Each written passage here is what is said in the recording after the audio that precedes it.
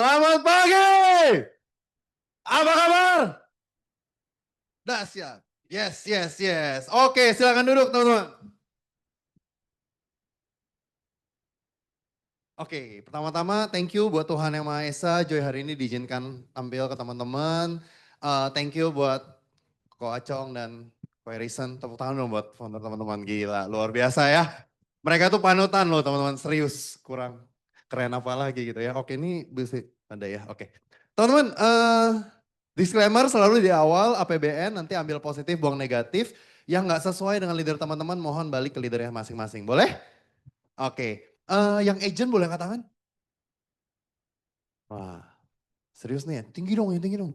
Biar disumpahin promosi loh teman hari ini. Ya, oke, thank you. Oke, saya sharing kan udah pernah ya. Yang pernah dengar sharing saya? Jadi backgroundnya bisa di skip. Gitu. Oke, nggak apa-apa ya, kita mulai. Teman-teman, perkenalkan, gue Joy, agensi gue dari Grand Vision. Ini kelihatan nih, aman nih? Oke, sekali lagi gue mau nyapa dulu. Hai, and it's together, selamat pagi! Apa kabar? Luar biasa, dahsyat. Yes, yes, yes. Oke, kita santai. Any question feel free teman-teman ya. Hari ini Joy bawain satu tema, success is a choice not a coincidence ya. Presented by Joy Tetawijaya. Oke, di sini ada satu logo Growth Hub. Growth Hub itu saya punya komunitas teman-teman ya. Jadi kita bertumbuh di satu agency yang namanya Grand Vision dan saya punya komunitas di dalamnya namanya Growth Hub. Oke, next. Berarti ke situ ya. Wah, kebaca gak nih? Oke, introduction dikit teman-teman ya. Gue bacain. Kita refleksi sejenak, apa yang membedakan leader yang sukses di bisnis asuransi dengan yang biasa-biasa saja. Terus ada dua agent start bersamaan di hari yang sama, yang satu tetap bertahan dan terus melatih skill dan kemampuannya, sementara yang satu lagi sudah menyerah setelah beberapa bulan. Menurut teman-teman yang tadi yang pertama keberuntungan atau tidak?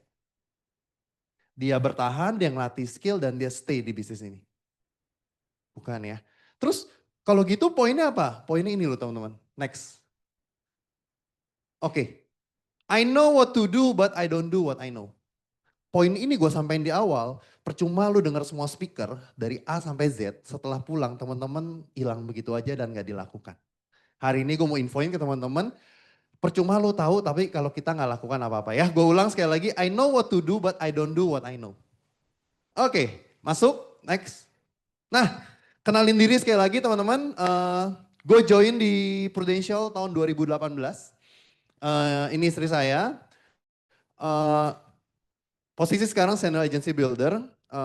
Jumlah leader ya 10-15 lah ya range-nya AAD. Leader and agent come and go teman-teman ya. Is biasa saja, benar-benar akan ada siklusnya, tapi pemenang akan stay teman-teman ya. Tepuk tangan dulu buat teman-teman hari ini di sini. Oke. Nah, sedikit aja kita cepet gitu ya. Gue anak pertama dari 4 saudara. Gue anak pertama, kedua cewek, ketiga cowok, keempat cewek. Jadi porsinya cowok cewek teman-teman ya. Papa udah nggak ada, 2021 meninggal COVID. Tinggal mama saat ini tinggal di rumah yang dibeliin sama Clara. Clara adik bontot saya, ini adik direct. Yang cowok AAD di bawah Clara, yang cewek saat ini lagi nerusin usaha papa saya. Oke, next. Edukasi. Nah, kebetulan saya backgroundnya SD sampai SMP, TK sampai SMA di Karunia. Karunia ini cukup banyak kan di Enrich ya? Masih ada Karunia? Nah, come and go teman-teman ya. TK sampai SMA di Karunia, awal masuk karena ada sepupu gua di Karunia, orang tua zaman dulu nggak mau pusing disamain masuk di Karunia ya. Universitasnya untung waktu itu nggak ada Karunia, mungkin gua masuk Karunia kalau ada. Akhirnya masuk ke UPH, uang papa habis, ada UPH. Ada S1, S2, S2 UPH, manajemen nih. Wis. Oke, S1 UPH, kok bisa sih cuy teknik sipil gitu ya. Gue nih orang yang hampir gak naik kelas teman-teman ya. Even waktu itu ada satu kali, gue dengan adik gue yang nomor 2 itu nilainya sama-sama jelek. Akhirnya sekolah memutuskan salah satu harus tidak naik. Dan tuh adik gue, karena nilai gue lebih bagus sedikit. gitu ya. Akhirnya SMP 3 pulang dari field trip sama sekolahan, tiba-tiba gue pinter matematik. Nggak tahu kenapa. Sampai SMA itu gue dikirim buat Olimpiade Mat sama sekolah. Terus akhirnya setelah mau lulus, gue bertanya, mana sih jurusan yang banyak hitung-hitungan yang sombong ya? Gitu ya. Pilihannya kalau nggak fisika murni, matematika murni. Tapi dua-duanya itu larinya ke penelitian, gue nggak suka. Akhirnya dikenalin lah yang namanya dunia teknik sipil. Ini banyak hitungannya nih, dia bilang. Ya, akhirnya masuk teknik sipil, Bruce, puji Tuhannya waktu itu dapat scholarship. UPH waktu itu scholarshipnya masih gampang teman-teman ya. Sekarang kalau lo nggak Kristen atau Kristen Katolik, ya lo nggak akan bisa dapat scholarship. Segitu rasisnya, betul. Ya, UPH lulus S1 yang namanya scholarship nggak ada yang gratis, lulus lo harus kerja. Dikasih dua pilihan waktu itu, lo mau bantu di jurusan atau bantu di admission, nyari mahasiswa baru. Akhirnya karena gue lebih demennya ya terlibat di dalam hitung-hitungan sebagainya, akhirnya gue bantu di jurusan sebagai lecturer. Cuy bisa lecturer emang nggak bisa banget karena lu baru S1. S1 nggak boleh ngajarin S1. Jadi gue jatuhnya asisten lecturer.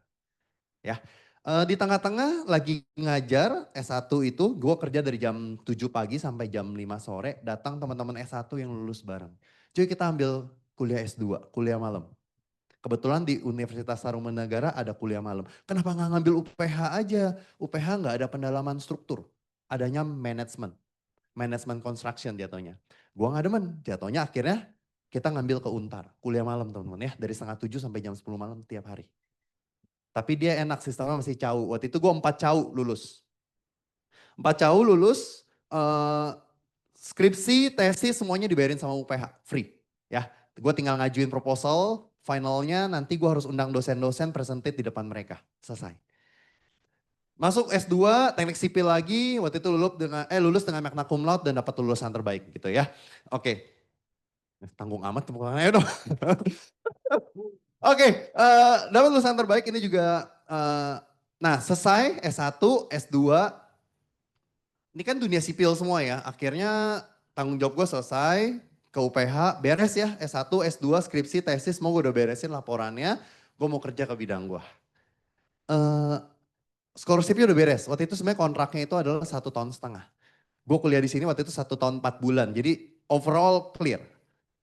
Masuk, selesai, akhirnya gue masuk ke dunia pekerjaan. Masuk dulu ke sini ke foto, foto di sini gue lampirin, ini foto lulus S1, ini foto lulus S2 ya. Ini temen S1 gue waktu lulus bareng nih AAD, yang ini AD Direct. Poinnya adalah lu boleh korek foto-foto lama.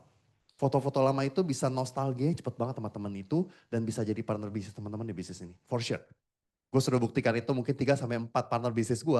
Tanpa sadar pas gue liat, ada foto dia bareng. Satu, waktu gue naikin AD di tahun 2021, temen SMA gue udah lama gak ketemu 17 tahun lalu. Cuman gara-gara dia post lagi mau berobat atau apa, gue komen. 2021 kan bokap gue meninggal. Jadi gue balik ke rumah bokap di Jakarta. Ada foto gue sama dia. Waktu SMA. Bener-bener berdua itu lagi di Hong Kong kalau salah. Kita lagi tur ke Hong Kong sama sekolahan. Jadi foto teman-teman boleh cari dengan teman-teman lama dan teman foto itu dan langsung send ke temennya, cari nostalgianya, langsung barrier-nya bisa turun dan teman-teman bisa bonding dengan cepat. Oke, masuk ke dunia kerjaan. Nah, pekerjaan pertama gue mau gak mau adalah lecturer karena scholarship. Jadi waktu itu terikat harus kerja. Nah lulus S1 kerja, masuk ke S2 lulus juga, akhirnya gue selesai. Wah tanggung jawab gue selesai, gue mau masuk ke dunia kerjaan gue. Pilihannya waktu itu adalah consultant structure. Gue kasih bayangan dikit teman-teman ya. Di sini ada yang arsitek gak? Ada ya? Wih, sipil? Kayaknya gak ada nih, gue doang. Gak ada ya? Sipil gak ada ya? Teman-teman, yang membuat gue waktu itu sipil mau banget. Lu sekeren gini. Arsitek tau gak teman-teman ngapain? Gambar. Betul ya? Dia kan drawing ya. Orang dulu tuh bilang gini, arsitek itu memimpikan, orang sipil yang mewujudkan. Wih, keren ya. Jadi gambar dari si arsitek tadi nanti akan dilempar ke orang sipil. Nah sipil sendiri itu akan ada 2 bidang. Satu yang ngitung, satu yang bangun. Bayang? Gambar dari arsitek tadi akan dihitung dulu masih sipil. Akan keluar teman-teman, seperti ini nih kolom. Ini dihitung. Berapa ukurannya, di dalam ada tulangan berapa biji, tebel tulangannya berapa. Harus ada hitungannya. Even lantai yang gue berdiri ini ada tebelnya. Ada hitungannya. Nah ini si konsultan yang itu. Nanti dari gambar konsultan ini baru dilempar ke kontraktor. Kontraktor akan bangun sesuai gambar yang sudah konsultan hitung. Kebayang? Nah kerjaan gua adalah di konsultan. bukan di kontraktor, karena ngitung. Jadi gue terjunnya ke sini nih. Teman-teman ini 2010, gue lulus 2004, 2008, S2 2010 lah. 2010 sekitar bulan November nih. Gue lulus S2, lulusan terbaik waktu itu, IPK nggak jelek banget, 3,87. Masuk ke sini, gue cuma mau info ke lo orang, gue digaji waktu itu 2010 bulan November, 2.500.000. Di sini income-nya udah pada gede-gede lah ya, yakin ya. 2.500.000 tuh teman-teman. Waktu itu kok diambil sih Joy, karena idealis gue masih tinggi. Gue berasa bahwa ini kerjaan gue, ini tempat gue mau bekerja di situ. Kerjaannya ngapain? Di belakang komputer, gue masuk jam 8 pagi sampai jam 5 sore itu minimum. Tapi gue kebanyakan pulang jam 9 malam. Gue gak pernah lihat matahari terbenam lah. Bener-bener. Nyampe rumah, gue waktu itu naik motor dari, ini kantornya di Puri. Ke daerah kota, Mangga Besar. Nyampe rumah tuh jam 10, setengah 11 mandi. Pagi jam 6, jam setengah 7 udah jalan lagi. Dan lucunya lagi, dia tuh absensinya masih pakai kertas teman-teman. Tahu gak? Yang kertas diambil putih, dicekrek. Lu kalau masuknya datang jam 8 lewat 5, tinta lu warnanya merah. Artinya kalau lu gak pulang jam 5 lewat 5, lu potong gaji. Udah gaji 2,5 juta dipotong, lu mau jadi apa? Nah untungnya memang karena gue lembur tadi, ada insentif lembur. Gue dengan lembur full, Sabtu masih masuk jam 9 sampai jam 2-an. Setiap hari masuk sampai jam 9 malam tuh bisa dapet take home pay gue bisa sampai 5 sampai 5,5. 3 bulan nih janji naik gaji, waktu itu naik dari 2,5, naik 20% jadi 3. Karena awalnya terlalu kecil kan gak berasa ya. Nah, puji Tuhannya Tuhan selamatkan dengan cepat teman-teman ya. Gue di konteks sama yang namanya PT North Indonesia. Siapa dia? Ini perusahaan Jerman. Gue tidak kenal sama sekali awalnya. Perusahaan Jerman di Indonesia datang tuh PMA. Perusahaan asing lah. Ya, di Indonesia dipegang sama satu namanya posisinya namanya Managing Director. Managing Director ini kenal sama Kajur. Kajur itu apa ya? Ketua jurusan di Teknik Sipil UPH. Sipil itu kiblatnya Jerman.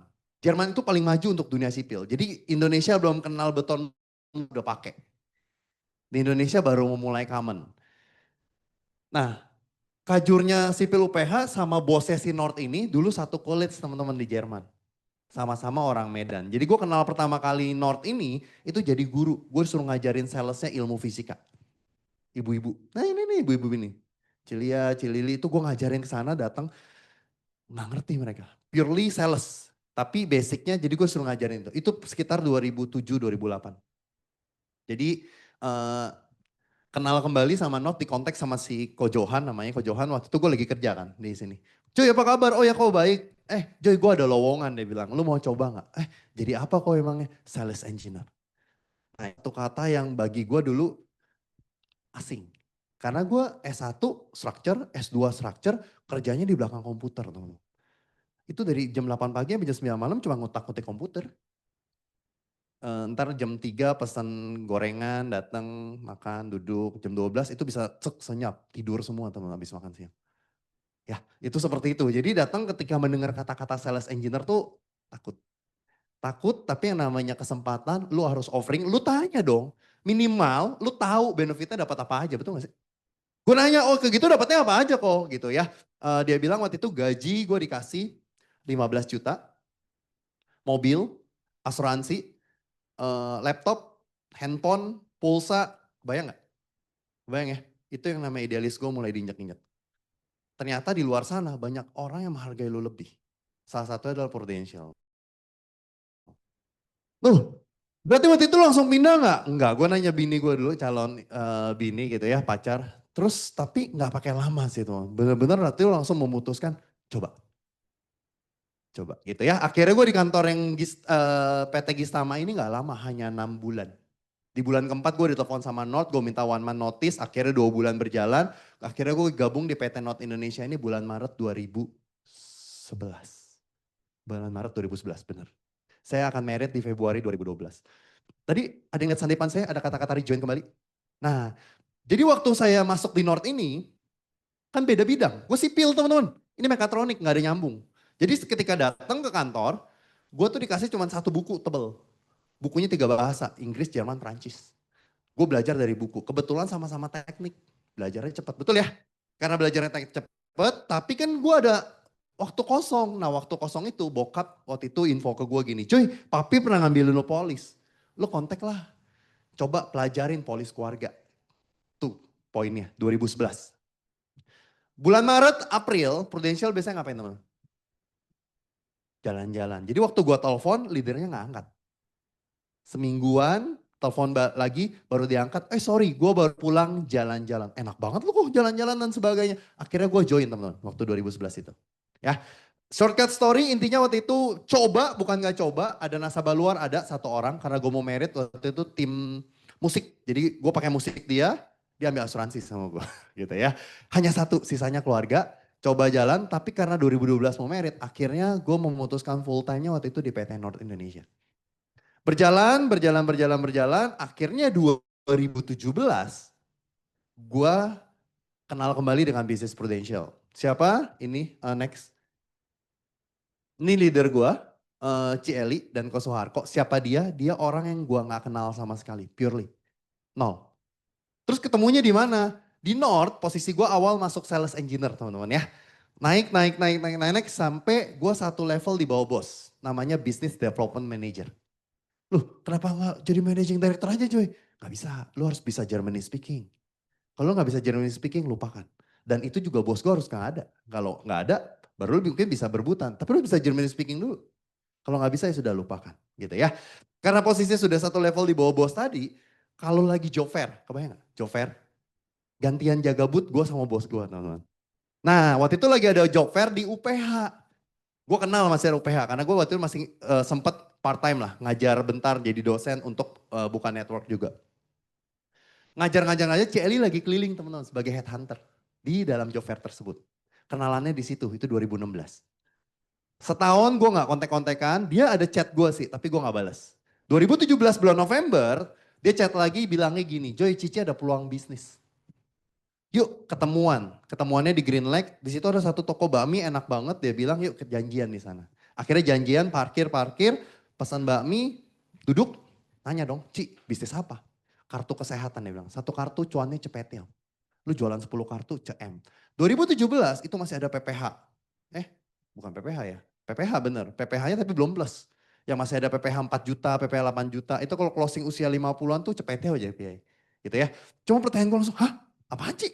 Kartu kesehatan, asuransi gue bilang, Prudential. Ya gue udah pernah Ci gak jalan gue bilang.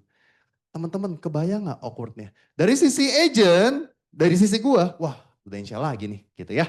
Dari sisi leader, ya gue salah orang lagi. Makan udah gak enak teman-teman. Gitu ya. Tapi yang namanya leader gak habis akal, leader gue cuma ngomong gini, oh gitu ya udah deh KTP lu mana? Sini gue fotoin, gue cekin siapa tahu lu bisa join lagi. Tapi makan udah gak enak, udah pokoknya selesai. Itu 2017 bulan November. Di 2017 November tersebut, itu keponakan gue lahir teman-teman ya. Jadi adik gue nomor 2 punya anak kedua. Anak pertamanya dulu masuk sama gue waktu gue agent sebelumnya. Di Desember, 1 bulan, di Desember itu adik gue kontak gue. Kok lu masih di asuransi gak? Kenapa? Ini anak gue kan baru lahiran. Oh udah enggak gue bilang. Udahlah kok lu join lagi aja, gue mau masuk sama lu. Waktu itu posisinya agent gak aktif dicari-cari sama adik gue.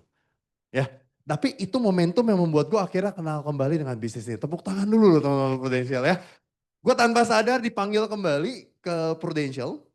Akhirnya Januari 2018 top of mind gue waktu itu Celi. Karena baru ketemu. Sama leader lama gue udah gak kontekan teman. Karena sudah gak kenal bisnis ini.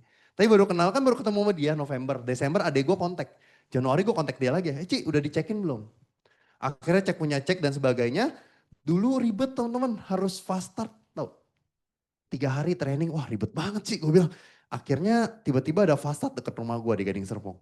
Ya, Februari tanggal 14, 3 malam gue training kalau gak salah. Akhirnya gue full license kembali di bulan Maret 2018. Ya, bulan Maret 2018 akhirnya gue full license kembali. Leader gue cuma ngomong gini teman-teman ya. Ini gue ingat banget sampai sekarang, Joy, lu pernah kenal bisnis ini? Kalau lu lakukan sama, hasilnya akan sama. Ngapain lu buang waktu di sini? Kalau lu mau lakukan beda, Cici siap bimbing. The point-nya, teman-teman, sekali lagi camkan ya, gua ini product system. Seriously. Product system. Kalau lu ikutin sistem gak akan hianatin lu teman-teman. For sure. Gua ini product system. Tepuk tangan dulu teman-teman. Jadi gue setelah flashback balik, iya ya ternyata dulu gue gak ikut motivasi, gue gak ikut training, I don't know there. Ternyata setelah lu ikutin sistem, lu sehari ketemu 2 orang, for sure lu akan jadi di bisnis ini teman. Leader yang ngajak teman-teman ke sini, semua udah punya formulanya kok. Ibaratnya, kalau bikin kue, kalau lu ngikutin tuh resep, kue itu minimal jadi teman-teman. Mau dia bantet dikit tapi bisa dimakan. Jadi bodoh-bodohan lah pasang kacamata kuda, balik ke leader lu, bilang, "Der, gue mau jadi leader tahun ini." Tepuk tangan dulu buat teman-teman semua ya. Oke, next. eh Nah, masuk teman-teman ya. Itu sesi perkenalan, kurang lebih kebayang ya cerita gue sampai akhirnya kenal kembali dengan bisnis ini di 2018. Nah, 2018 akhirnya, oke, kita masuk ke materinya. Sukses dimulai dari kondisi pikiran, begin with the end in mind. Poinnya simple sih teman-teman ya, segala sesuatu gue udah ulang-ulang dan leader-leader juga udah pada ngomong, segala sesuatu hanya terjadi 2 kali. Ketika lu pikirkan dan saat jadi kenyataan. Cuma kalau lu bahkan tidak berani untuk mikirin dulu, kenyataan itu gak akan pernah datang. Pengen naik AD sih, pengen atau mau gitu ya. Ketika lu mau, ya lu pikirin sampai akhirnya otaknya, gini loh, otak itu kan apa ya, cortex ya, apa brain cortex harus dibohongin teman-teman. Jangan paksa, contoh, gue lagi gak ada duit nih kok, ini gak, gue kaya. Harus dibohongin dulu, dimanipulatif si otak tersebut supaya dia kerjanya semua afirmasinya menarik teman-teman ya. Brain cortex. Oke, 2 poin yang hari ini gue bahas. Yang pertama adalah pebisnis asuransi. Mulai dengan start yang benar. Dan yang kedua adalah 5 role dalam pebisnis asuransi. Ada 5 role dalam ini. Oke, ini foto tahun lalu. Tim leader nggak semua ikut. Tapi ada beberapa. Mungkin udah pernah sharing lah ya. Clara pernah lah ya. Clara, Evan pernah ya. Wilson pernah nggak? Belum ya. Wilson, ada Jason. Jason juga belum ya. Nah ini boleh lah. Lagi rame dipanggil Jason ya. Umur 24 tahun. AB. Udah punya 1 AB, tahun ini mungkin naikin 4 sampai 5 AB tuh kemungkinan ya. Next. Oke, aku bertanya ke teman-teman, pebisnis asuransi kalau disuruh sukses mendingan pilih sekarang apa nanti? Dua-duanya sekarang. Ya betul, gue sih pilih dua-duanya, betul. Tapi, sebelum lu mau nantinya sukses, sekarangnya harus beres. Pebisnis selalu ngeliat di ujung, aktivasi income. Oke, poinnya adalah kalau lu pengen sukses di ujung, yang di awalnya harus beres dulu, setuju nggak? Kalau lu beres di awal, ujungnya otomatis akan dapet, betul ya? Nah, maksudnya gimana sih cuy? Ini, next.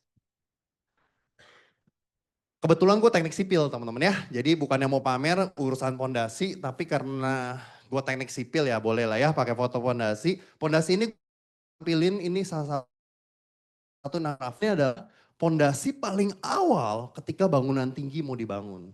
Kenapa aja mesti tampil ini? Teman-teman kebayang nggak? Gedung mall sebesar itu, pondasinya ya sebesar itu. Dan tingginya nggak main-main, bisa 2 sampai 3 meter. Gue ini 1,8, berarti 2 meter tuh segini, itu beton semua. Dan tidak boleh terpisah. Kenapa? Beton lu taruh, dicor, nggak lama ngering nggak? Nah, dia harus blending, berarti dalam, itu ngecornya bisa 2 hari loh teman. Makanya kalau teman-teman lihat ada mobil ready mix lagi ngumpul, itu berarti lagi ngecor rough foundation. Dan itu terus disedot terus dan dia harus digeterin terus supaya tidak ngering. Segitu sulitnya, tapi itu yang harus benar. Karena bangunan itu akan tumbuh tinggi. Lu kenapa emang ya? Teman-teman, ketika bangunan tinggi, ada 2 faktor yang paling bahaya. Yang pertama faktor gempa dan yang kedua faktor angin. Bagi dunia struktur. Di bisnis ini pun sama. Ada 5 fondasi yang hari ini aku mau bahas, 4. Jadi bangun fondasi itu ternyata sesimpel adalah start dari diri sendiri. Ada 4, yang pertama believe business potential, jenjang bisnis. Kedua visi dan goal lo clear. 3, tahu lu punya hot button gimana. Dan keempat, agenda efektif dan produktif. Bangun bisnis potential seperti bangun gedung dan sangat dibutuhkan fondasi yang kuat dan kokoh. Fondasinya semakin tinggi, pengen bisnis tuh di bisnis ini, fondasinya mesti benar. Teman-teman, culture. Contoh ya, Enrich Together, lu di dalam agency Enrich Together. Enrich Together punya culture. Lu pengen culture-nya ditiru. Lu duplikasikan ke tim lu. Kalau lu tidak menduplikasikan ke tim lu dan tim lu ngumpul, one day tim lu yang akan membuat culture baru buat lu. Itu pondasi ya, makanya bukan di start dari tim lu, tapi startnya memang mesti dari lu sendiri. Ya, kita masuk ke yang pertama.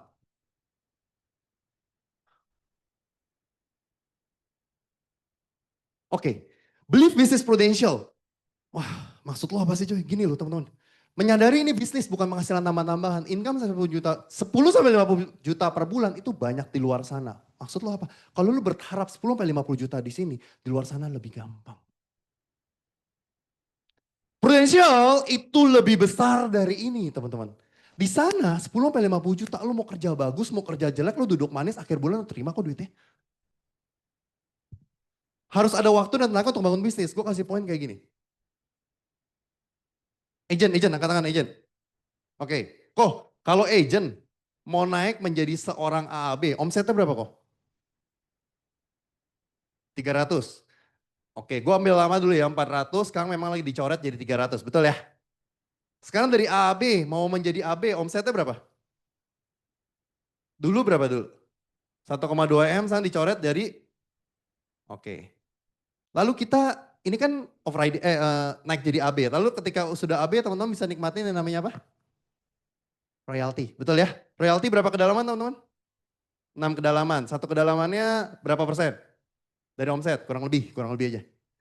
10% ya, 6 plus 4. Teman-teman, hitung-hitungan bodoh ya, nih Joy. One day, ya, gue punya 50 AB. Aku bertanya ke teman-teman, level AAB untuk naik jadi AB butuh angka 900 juta. AB loh. Kalau dia di level AB, serius jalanin bisnis ini, gue minta AB itu omsetnya 1 M per tahun masuk akal apa enggak? Serius nih, masuk akal enggak? AB 900 juta, kalau levelnya AB 1 M masuk akal enggak? Masuk, setuju? Berarti kalau lu punya 50 AB di dalam bisnis ini, dan omsetnya masing-masing 1 miliar, lu punya omset grup lu 50 M. Dikali 10%, ini 5 M, bagi 12 bulan, 400 juta per bulan, pasif income loh teman-teman. Ah cuy, itu mah elu. Udahlah, grup gua mah setengahnya aja deh, gue petiau. Targetnya si agent naik AB, teman-teman coret deh setengahnya. Masih bicara 200 juta per bulan loh teman-teman. Makanya gue bilang, kalau 10 sampai 50 juta per bulan, di luar sana lebih gampang. Prudential lebih besar dari itu. Tepuk tangan dulu buat teman-teman semua. Loh, kalau gitu, gue cuma mau angkat teman-teman bahwa Prudential tuh gede. Kalau lu bayangin ini bisnis yang 10 sampai 50 juta per bulan, sayang karena effort yang lu lakukan, tantangan yang lu lakukan nggak akan sebanding. Kalau lu tahu dari awal bisnis ini ada cepet ya per bulan, effortnya yang lu lakukan semuanya akan setimpal dengan yang teman-teman coba. Ada satu tahu Pak Didi Soehardi? Tahu?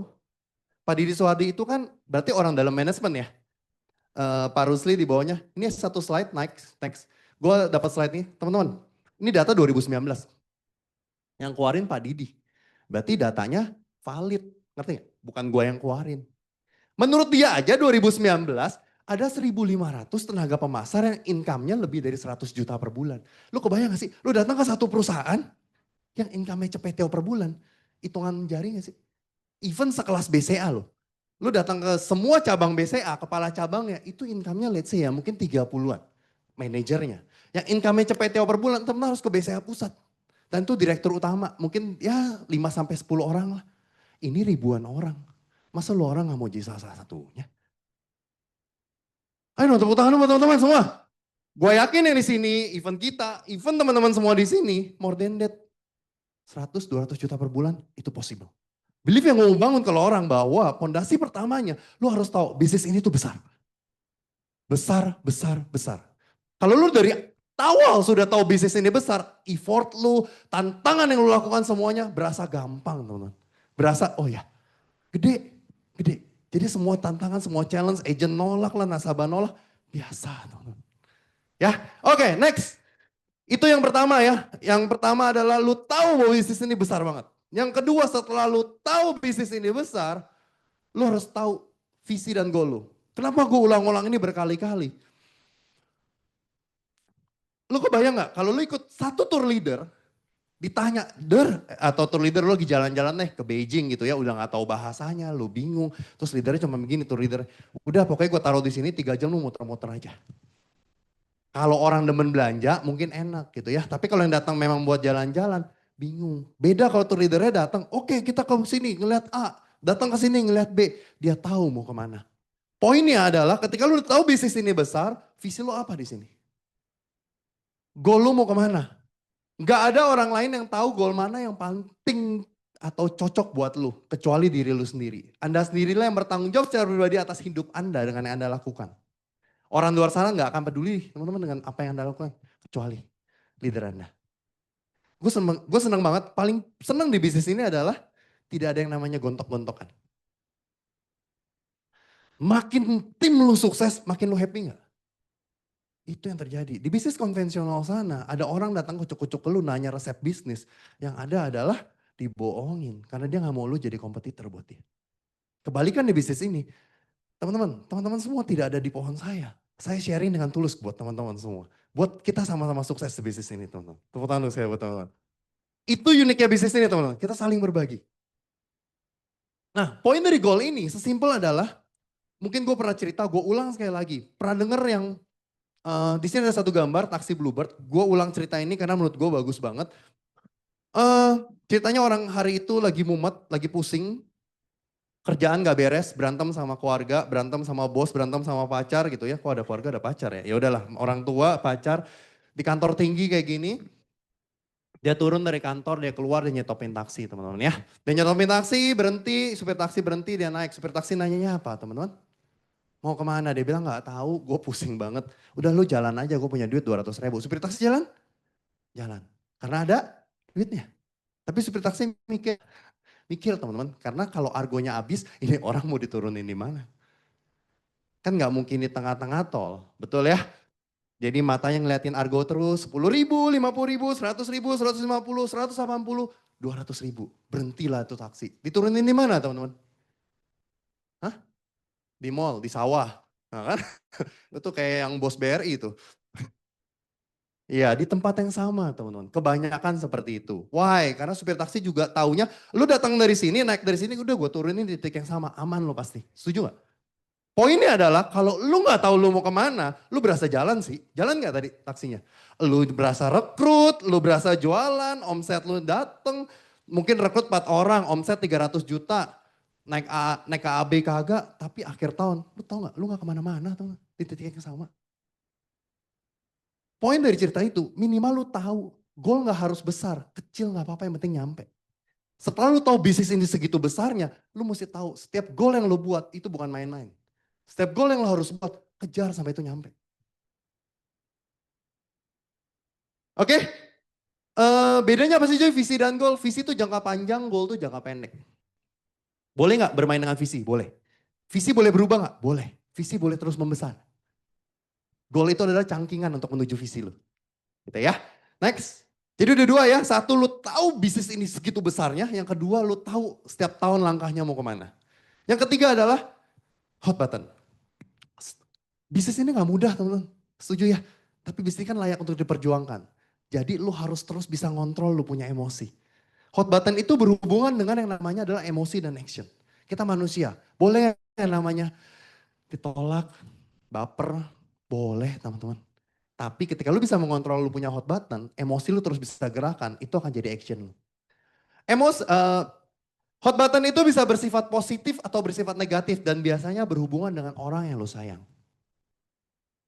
Ketika emosi terbangun, maka akan motivasi diri untuk action. Hot button dapat mengatasi kebiasaan malas dan menunda-nunda. Poinnya adalah gini teman-teman, udah tahu nih bisnisnya besar, udah tahu goal lu mau jalan, ketemu tembok nih, cekek gitu ya. Mungkin dari sini lu masuk ke sini deh. Tadi kan punya goal.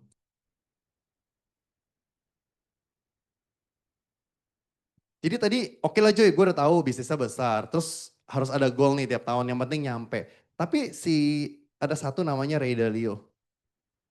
Si Ray Dalio ini bilang teman-teman, kalau lu punya goal, itu 1000%, lu harus siap dengan yang namanya problem. Jadi bentuknya akan seperti ini. Lu punya goal, lu ketemu problem, lu harus diagnose. Analyze, habis itu do it again teman. Poinnya adalah contoh nih, lu datang goal, tadi agent kok marah-marah ya?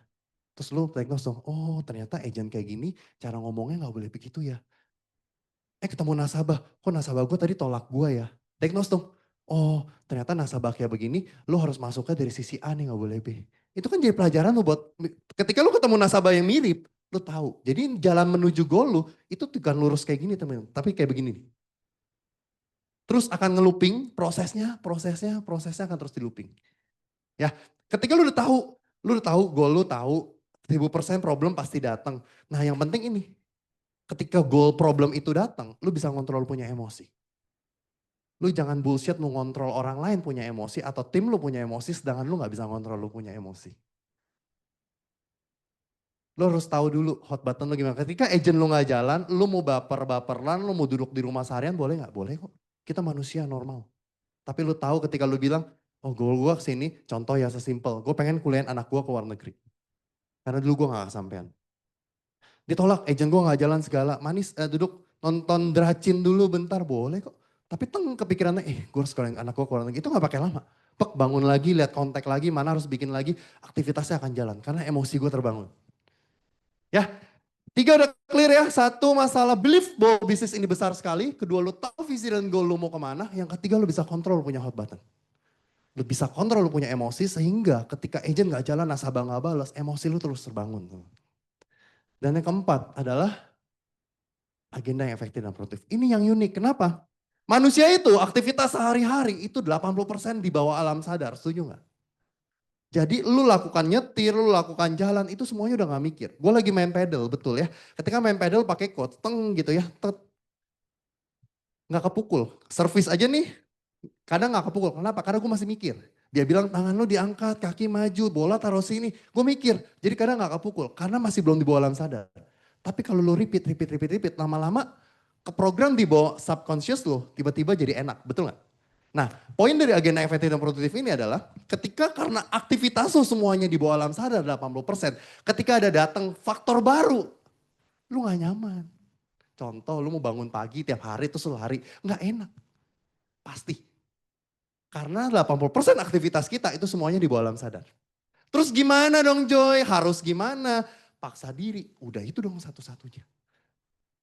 Selama berapa lama? Menurut penelitian 21 hari minimum. Ketika 21 hari lu bisa paksa diri lu tiap hari lakukan, habit lu mulai terbentuk. Kalau 90 hari lu bisa lakukan terus-terusan, itu udah jadi lifestyle. Udah jadi yang gak enak lah. Pokoknya contoh tiap hari lu lari pagi. Terus hari ke-91 lu gak lari, pasti ada yang salah. Pasti. Loh, terus gimana cara ngebangun lainnya? Jadi ada 2 faktor juga, ini bisa dipakai teman-temannya. Yang pertama itu adalah bangun lu punya subconscious ini dengan yang namanya hipnosis, hipnoterapi. Jadi lu afirmasi ke diri lu, biasa bisa pakai yang namanya rekaman suara. Dan lu dengerin itu sebelum tidur. Lu rekam, lu dengerin itu sebelum tidur tiap hari. Contoh, gue adalah orang yang sukses, gue adalah pebisnis asuransi yang baik, gue akan bantu tim gue dengan baik, gue adalah seorang kepala keluarga yang baik. Lu tulis afirmasi lu yang bagus tiap hari dengerin sebelum tidur. Sebelum tidur lu dengerin. Itu cara pertama, hipnoterapi. Perlu masuk, perlu waktu, yes. Cara kedua yang jauh lebih gampang, repetisi. Repetisi, paksa diri, sampai 21 hari nyampe, lu punya habit mulai terbentuk. Kenapa sih Joy? Kenapa itu perlu dilakukan? Ini, karena percuma gue ngomongin agenda efektif dan produktif. Karena itu menyerang lu punya sisi nyaman. Dan lu akhirnya gak melakukan hal itu. Lu memang mesti paksa diri sampai habit tersebut terbentuk. Ketika habit itu sudah terbentuk, caranya banyak teman-teman. Ini sistem poin, boleh gak? Boleh. Sistem checklist, boleh. Tapi ada, sistem skor, boleh. Lu bawa tim lu sistem skor, hari ini ketemu berapa orang, poinnya dapat berapa, nyampe poinnya berapa, lu kasih reward buat dia, boleh. Tapi sebelum ini gue mau cerita panjang lebar, ternyata ada sisi yang menyerang lu punya sisi nyaman tadi. Dan tuh mesti paksa diri dengan yang namanya repetisi tadi. Ya, ada 4, gue ulang lagi, tahu belief bisnis potential lebih besar banget, visi dan goal lu clear, lu bisa kontrol lu punya emosi, dan terakhir lu bisa rubah cara kerja lu sehingga rasa nyaman lu mulai lu bentuk. Kebayang? Tepuk tangan dulu teman-teman. Oke, selamat pagi. Oke, thank you. Next. Dreams are free, but goals have a cost, which are time, effort, sacrifice, and sweat.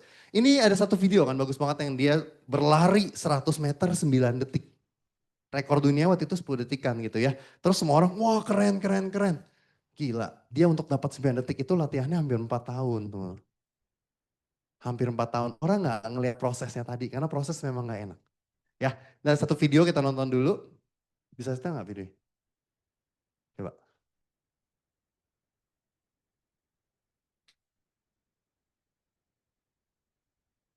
When I was young, if people said, Jackie, one day you will get an Oscar, you know? But I just concentrate, even my box office, good. Box office, no good. Somebody go to see my movie. Some people don't like movie. Doesn't matter. Every day, single shot in the movie, in the stage, on the set. I do my best. I can risk my life for all those years. One day, I never go to the Oscar. Oscar come to me. Gila ya. Tepuk tangan dulu teman-teman ya. Poin dari sini yang gue mau angkat adalah teman-teman lu jangan teriak lu mau naik AD, lu mau naik AD. Dia udah bilang, my dad say to me to get the Oscar. Bukannya gue gak care dia bilang. Itu kan sometimes lu mau naik AD atau naik AD, lu gak kebayang, betul gak? Ya, karena itu hasil tidak bisa lu kontrol. Adalah mau box office gue jelek, mau box office gue bagus, I do it. Dari video ini gue cuma bilang ke lo orang, hasil tidak bisa lo kontrol. Yang lo bisa kontrol adalah aktivitas lo sehari-hari. Ketika lo bisa kontrol aktivitas lo sehari-hari, itu AD datang sendiri teman tanpa lo kejar. Tepuk tangan buat teman-teman semuanya ya. Next. Oke, itu poin pertama dalam pebisnis asuransi adalah lu beresin dulu punya pondasi. Ketika lu sudah beres lu punya pondasi semua clear, lu tahu sekali lagi gue ulang ya, believe ini bisnis ini gede banget. Gue udah bilang kalau lu ngincer 10-50 juta, effort yang lu lakukan akan gak sebanding teman-teman ya. Kedua visi dan goal lu tahu lu mau kemana step by stepnya. Ketiga lu bisa kontrol lu punya emosi dan keempat lu bisa dobrak lu punya aktivitas sehingga rasa nyamannya tadi mulai lu bisa kontrol. Lalu setelah lu sudah bisa menguasai itu ternyata ada 5 role dalam jalanin bisnis asuransi teman-teman ya. Yang pertama adalah selling, recruit, leading, training, dan coaching. Banyak agent berhasil naik AAB, lalu stuck tidak bisa naik AB karena kebanyakan hanya menjalankan role pertama saja. Ketika lu naik dari agent ke AB 300 juta, ring 1 beres. Pas naik AAB mau jalanin naik ke 900 juta, mulai kocar kacir. Karena kalau jatuhnya di selling dong. Kalau dia dapat big cash, oke, bisa. Tapi kalau enggak, ketika lu jalanin selling doang dan lu tidak mulai membangun lu punya tim, mulai stuck. Saya pun jujur pernah mengalami yang namanya AB naik turun bersama. This is business teman-teman. Ya, come and go biasa. Oke, kita mulai dari yang pertama. Selling. No business without selling. Pernah gak ketemu calon agent? Kok, lu join nih. Tapi gue gak bisa jualan. Bener gak? Ada gak kayak gitu? Terus kita ngomongnya, sini gak jualan, sini sharing doang. Gak apa-apa sih teman-teman. Kalau gue mulai terima gue, yes tenang aja. Gue ajarin. Teman-teman segala sesuatu yang manusia, kebetulan manusia gitu loh. Lu Tuhan kasih lu akal sehat. Lu manusia yang bisa pintar gitu ya. Kalau lu gak bisa, ya belajar, betul gak? Mulainya jadi bisa. Setelah bisa akhirnya jadi biasa. Gue gak bisa naik, gue gak bisa berenang Joy. Ya belajar berenang, lama-lama bisa gak? Even ya teman-teman ya, orang gak bisa nyanyi nih.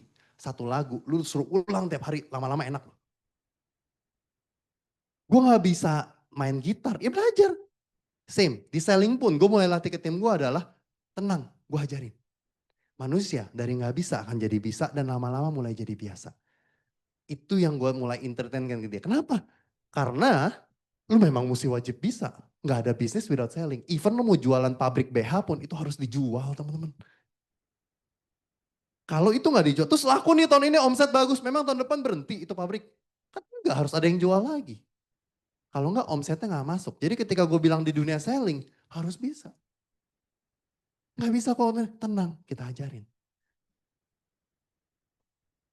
Wajib bisanya clear, no business without selling. Yang kedua adalah sales idea. Agent baru, kadang kebanyakan mikir banyak cara. Aduh, cara A, cara B, cara C, cara D. Saya sama teman-teman ke tim semuanya segitiga proteksi, udah titik.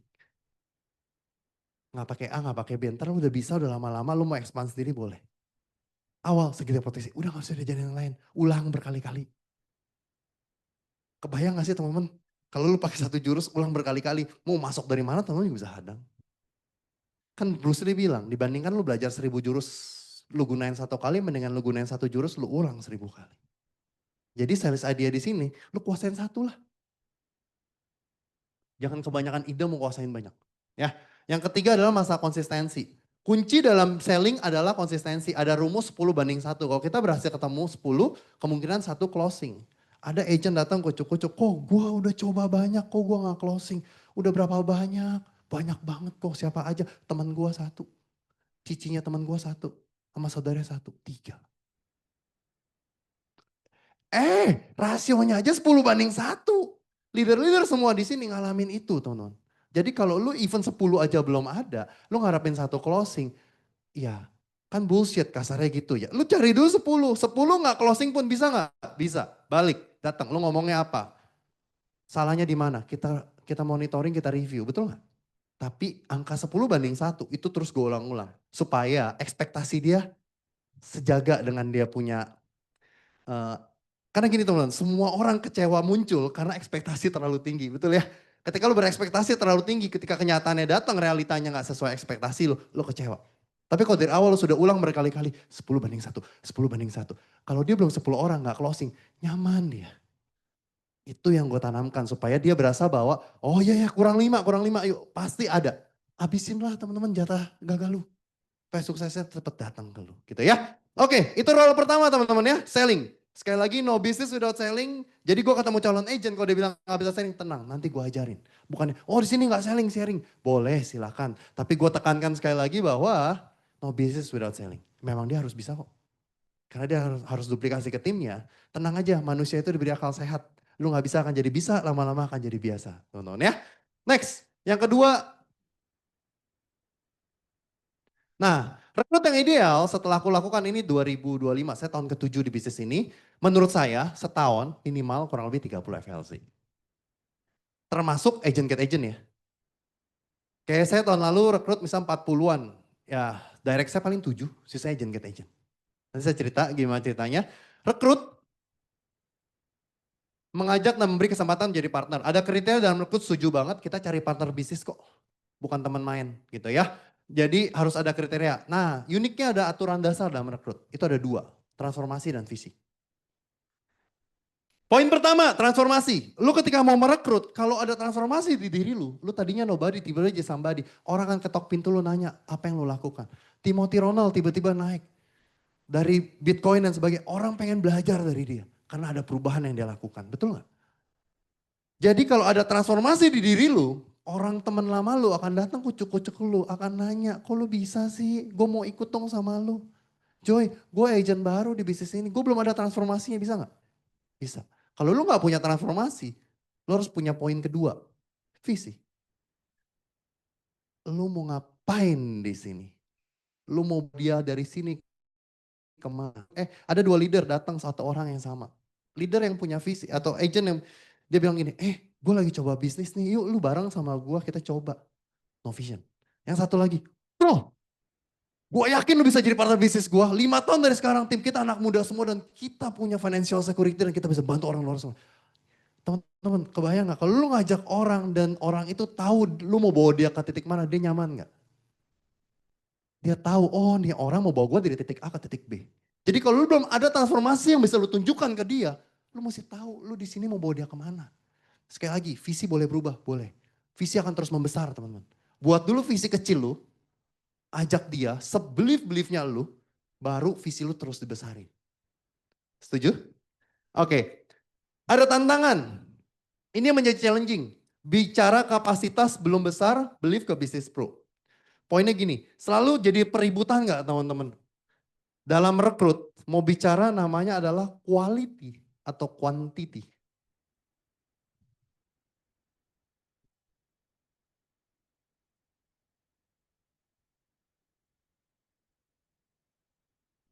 Nah, gue mau minta dulu, kalau menurut orang, wah rekrut harus quality dong Joy. Angkat tangan. Gak ada yang salah, tenang aja. Quality, quality. Berarti rekrut harus quality.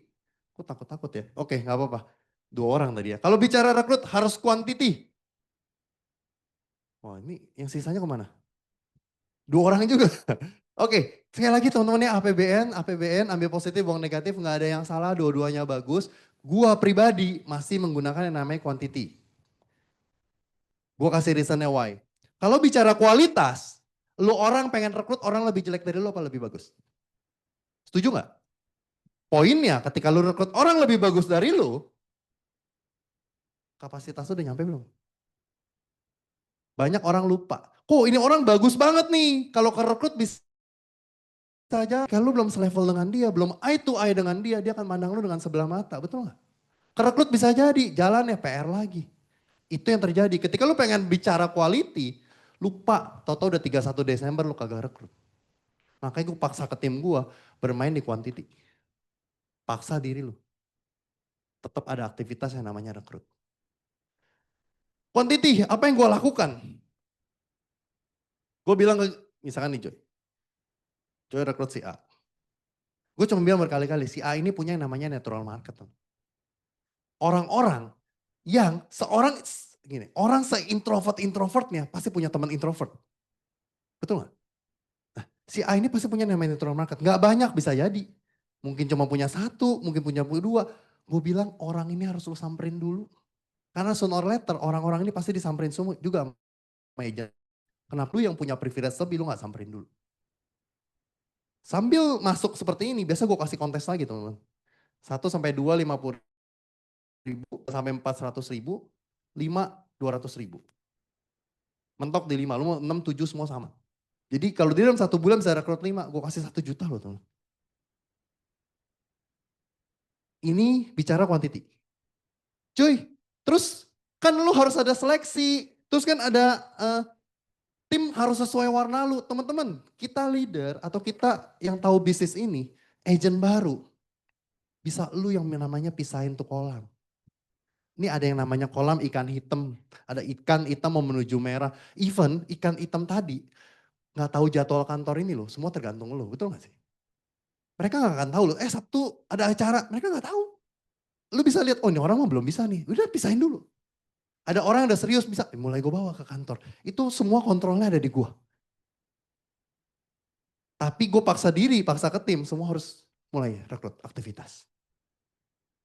Setelah 5 sudah ngumpul, ada satu tim kemarin 2 bulan rekrut 17 orang. 2 bulan rekrut 10 orang. Yes, gue bayar dong 1 juta, 2 juta, 3 juta. Bagi gue investasi, ini bisnis teman-teman. Kebayang gak dari 17 orang tadi, gue cuma cerita dikit ya, ini salah satunya doang, itu tim dokter waktu itu ya. Ngambil buat mamanya PCB 88 1 miliar, API-nya 100 jutaan bayar tahunan. Overriding gue 22 juta teman. Lunas gak? Secara bisnis lunas. Secara tim waktu itu, leader yang rekrut dia naik kelas. This is business. Quantity tadi bermain, ya jadi bagi gue pribadi, gue masih bermain di quantity. Dari quantity tadi menurut gue akan bisa menciptakan kualitas. Cuy tapi gue mau main di kualitas boleh gak? Boleh. Boleh banget. Ini ada orang bagus nih. Lu pasang sniper buat nembak, ini orang rekrut boleh. Jangan lupa ningkatin lu punya kapasitas dong. Sampai lu eye to eye dengan dia. Sehingga dia merasa ketika lu bisa ngerekrut dia, nih orang something nih. Gue mau jadi kayak dia gimana caranya nih, baru bisa. Gue pernah ngerekrut artis teman-teman. Gak jalan. Karena gue selalu dipandang sebelah mata sama dia. Dia sekali endorse 30 juta, 20 juta. Lah di sini 20 juta, pantat sampai keringetan teman-teman. Ngerti maksud gue poinnya? Itu, karena gue belum eye to eye dengan dia. Jadi sniper bukannya gak boleh, boleh banget. Tapi jangan lupa ningkatin lo punya kapasitas. Ada gak rekrut dengan sniper? Pasti ada. Tapi ini yang gue bilang tadi, kalau bermain di kualitas, lu akan dengan sadar, lu memilih orang yang akan lebih bagus dari lu. Tapi lu lupa ningkatin lu punya kapasitas. Sehingga kerekrut kagak, akhirnya lu lupa rekrut. Dapat poinnya? Oke. Selling clear, kedua rekrut clear, ketiga masalah leading teman-teman ya. Leading itu adalah sebelum leading orang lain pastikan lu sudah beresin leading diri sendiri. Ini bicara ke poin nomor 1 tadi. Bahwa lu sudah bisa kontrol lu punya aktivitas semua, lu bisa kontrol lu punya emosi, lu bisa kontrol lu punya belief terhadap bisnis ini. Baru lu bisa kontrol lu punya tim. Ada 4 poin, yang pertama adalah lead by example. Ini menurut gua adalah master dari semua leading. Lu gak usah nge-bullshit. Lu mau gua naik kelas, lu nya udah naik kelas belum? Lu mau gua circle, lu nya udah circle belum? Dah. Itu lead by example. Lu mau agent lu datang ke kantor, ya lu datang ke kantor. Orang lu datang ke kantor dia belum tentu datang, apalagi lu kagak datang. Oke, lead by example. Yang kedua adalah belajar terus menerus. Kita terus diupdate. Produk baru keluar lagi, heritage. Akan ada program baru lagi keluar buat agent. Kalau agent baru datang ada trainingnya full 2 hari langsung beres semua license. Terus ada update-annya teman-teman. Kalau lu orang PAA, PGB, PNG semua beda aturan mainnya. Kalau lu nggak belajar stuck di sana. Waktu COVID datang ada aturan isoman, aturan klaim. Mana bisa diganti, mana enggak. Terus lu nggak belajar tentang itu ya. Kita nggak akan bisa duplikasi ke tim kita. Yang ketiga adalah memberi harapan. Di poin ini gue cuma mau bilang kalau orang, kita sebagai leader, sesimpel, lu harus jadi orang satu-satunya yang selalu memberi cahaya buat tim. Datang ke lu, kok gue ditolak ini, tenang. Udah yuk kita makan dulu. Sering gak digituin sama leader? Iya sama teman. Itu. Leader harus jadi seorang yang terus membawa lilin buat tim lu. Tenang, aduh Koko juga pernah gitu santai aja. Jadi makan lu. Terus afirmasi diri, terus memberikan harapan buat dia. Karena orang mau sekarat-sekaratnya, betul ya. Dia masih bisa survive hidup karena ada hope teman-teman. Kalau hope itu sudah hilang, pasti akan mati dengan cepat. Jadi lu orang harus bisa jadi orang yang terus memberikan hope buat dia. Ya, tepuk tangan dulu teman-teman. Oke, lead by example clear itu rumus masternya, belajar terus menerusnya lu udah tahu, keep a hope-nya lu tahu, dan yang terakhir adalah masalah business owner. Sekali lagi teman-teman, di sini berbisnis. Ada hitung-hitungannya. Jangan pelit akan kontes, jangan pelit akan afirmasi, jangan pelit akan yang namanya reward buat timmu. Gue biasakan diri dan tim gue ke gue semuanya tanpa mengharapkan yang namanya JLO once gue adain kontes sendiri secara pribadi. Itu gue lakukan. Tepuk tangan buat agency teman-teman. Akan support teman-teman luar biasa. Ya, next.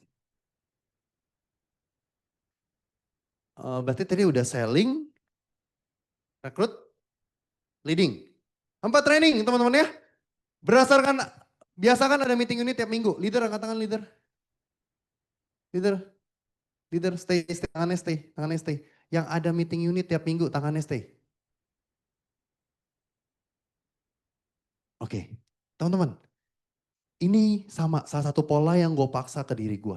Waktu mulai pertama kali gak ada agent loh teman. Tapi leader stay, commit.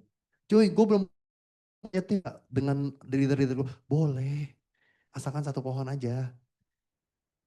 Boleh, tapi harus mulai dibiasakan. Satu agent mulai datang, mulai komit saling bawa agent, terus. Cuy, training, gue bingung mau ngapain. Tapi orangnya kadang ada, kadang enggak. Ketika lu udah bilang orangnya kadang ada, kadang enggak, berarti PR-nya satu. Kita kurang rekrut. Cuy, leader agentnya gak jalan, gue udah kontak-kontak tapi gak masuk lagi. Teman-teman, ketika lu banyak mainan, mohon maaf ya, maksudnya agent lu banyak. Yang satu gak bales lu, tapi lu ada mainan yang lain, lu happy gak? Lu tenang gak? Tenang.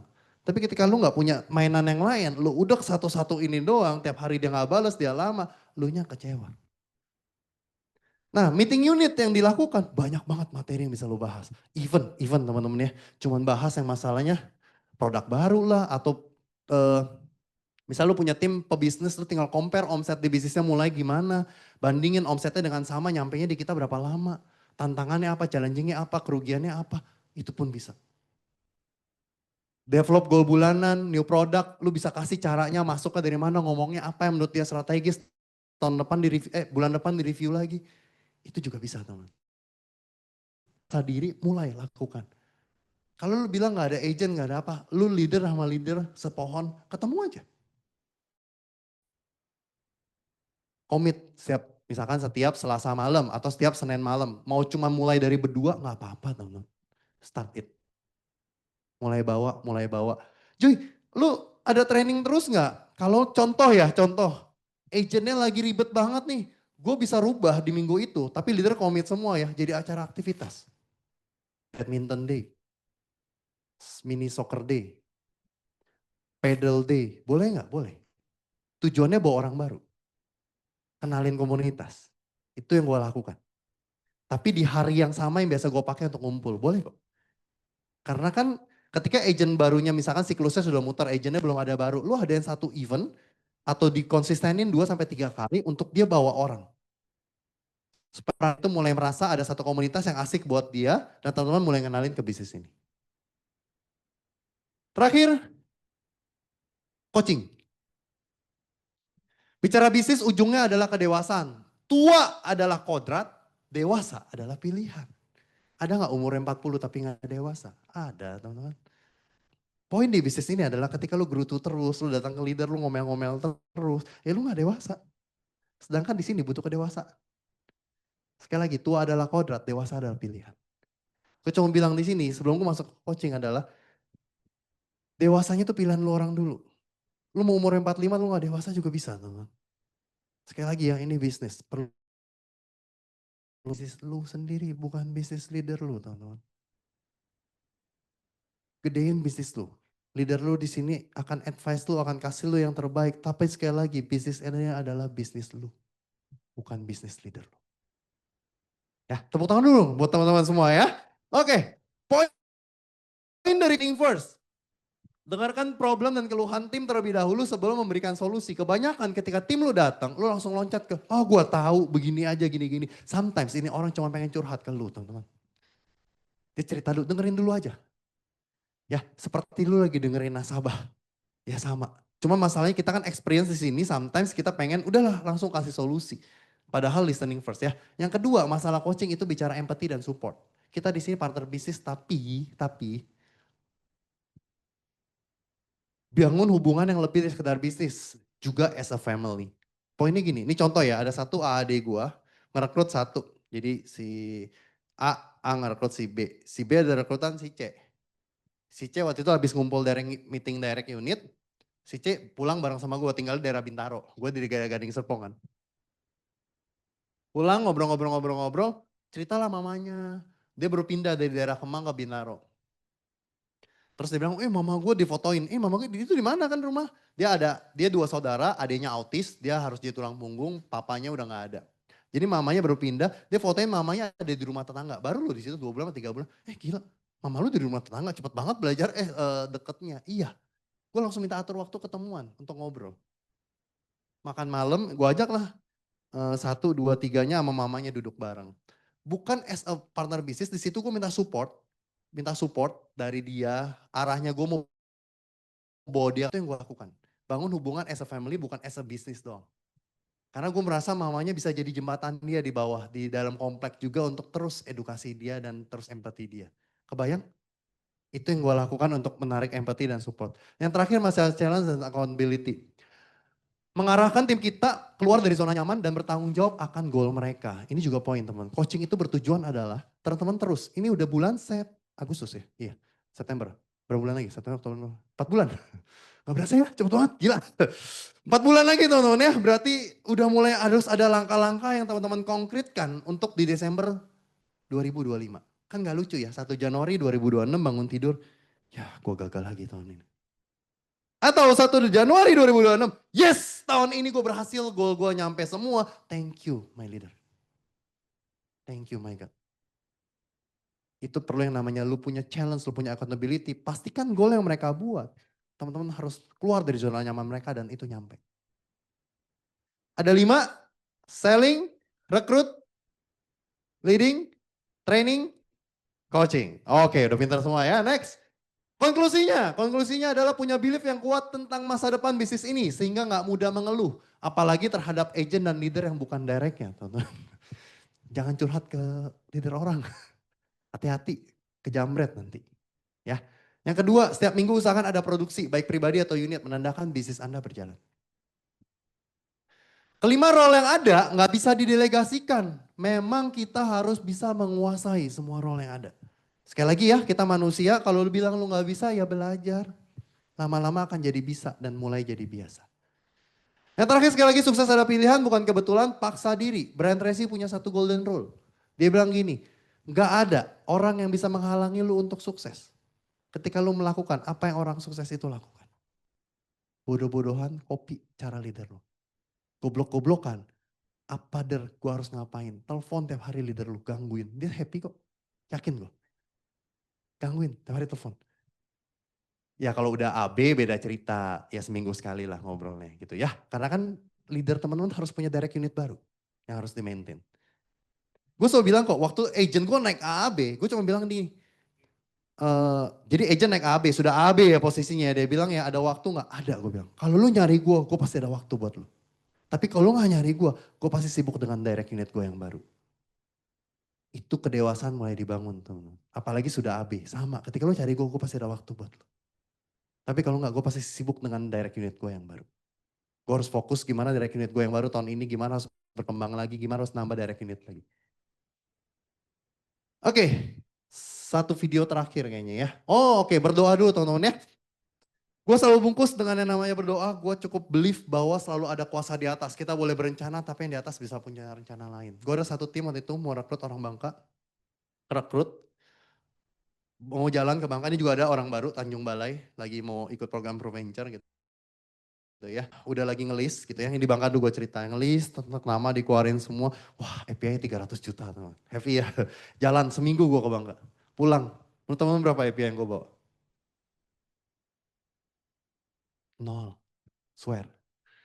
Itu yang gue bilang di situ. Gila, lu boleh punya rencana, tapi yang di atas bisa punya rencana lain buat lu.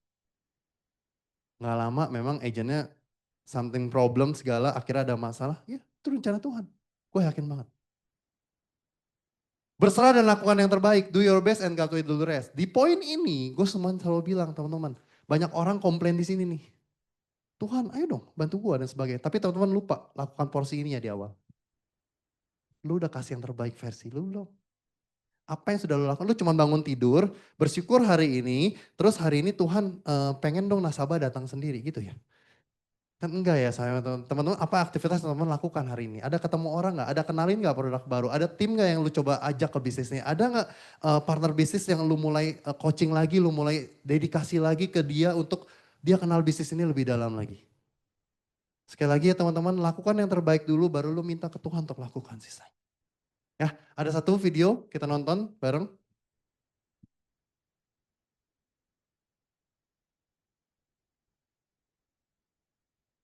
Digedein aja nih, klik yang ini.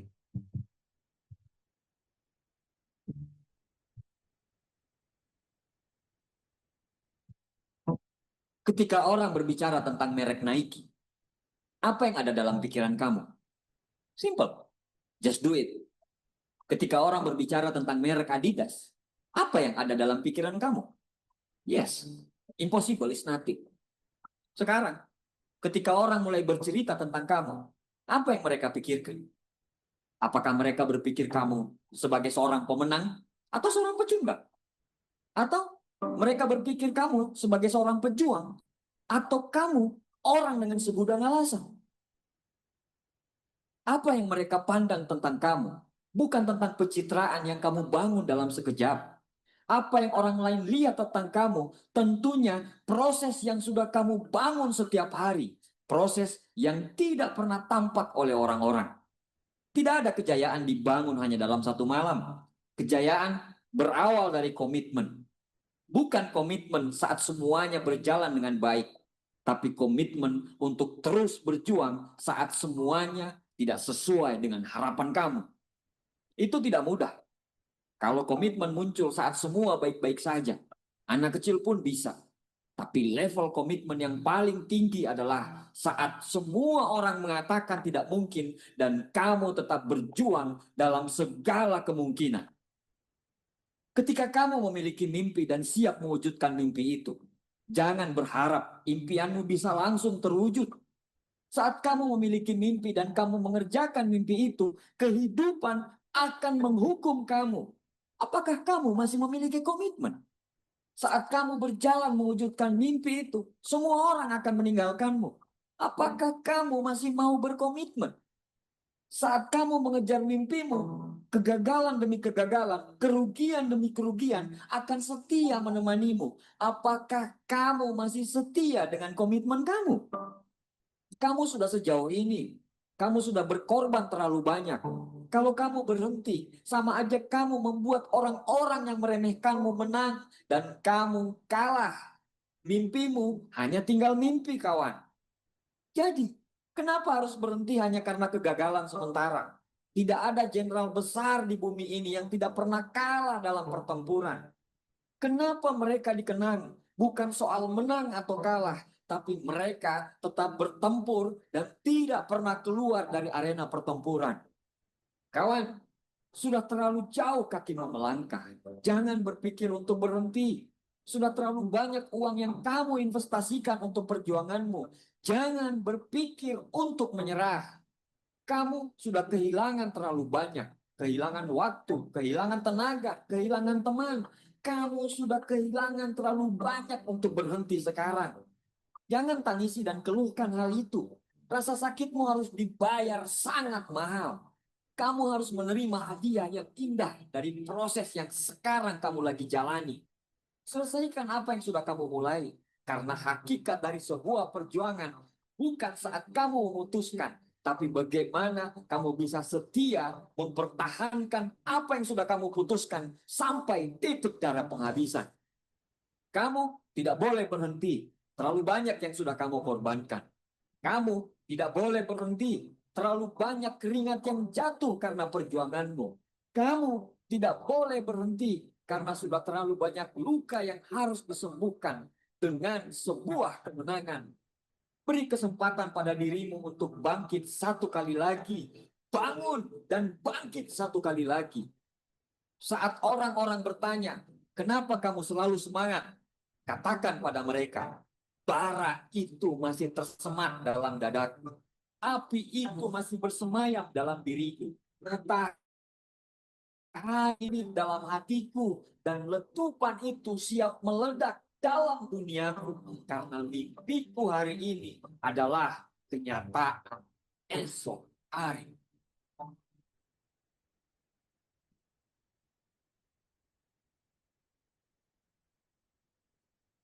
Tepuk tangan dulu teman-teman ya. Video ini memberikan info bahwa teman-teman, apa yang sudah lu mulai bukan saat lu putuskan mulai. Tapi ketika lu bisa bereskan perjalanan itu sampai beres.